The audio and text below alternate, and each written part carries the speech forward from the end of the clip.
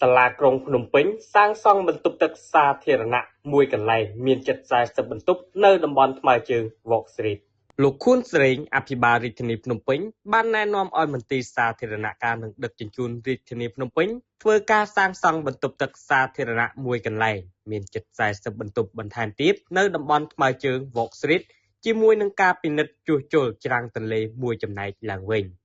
លោកសំពិសិដ្ឋប្រធានមន្ទីរសាធារណការនិងដឹកជញ្ជូនរាជធានីភ្នំពេញបានបញ្ជាក់ថាគម្រោងខាងលើដើម្បីទទួលភ្ញៀវលើផ្លូវថ្មើរជើង Walk Street និងទទួលព្រះរាជពិធីបុណ្យអុំទូកលោកខួនស្រេងក្នុងឱកាសនៃការចុះពិនិត្យនោះបានណែនាំឲ្យមន្ទីរសាធារណការនិងដឹកជញ្ជូនរាជធានីភ្នំពេញសាងសង់បន្ទប់ទឹកឲ្យមានខ្យល់អាកាសនិងពន្លឺគ្រប់គ្រាន់ដើម្បីសុខុមាលភាពប្រជាពលរដ្ឋនិងភ្ញៀវជាតិអន្តរជាតិដែលទៅលេងកម្សាន្តនៅតំបន់នោះ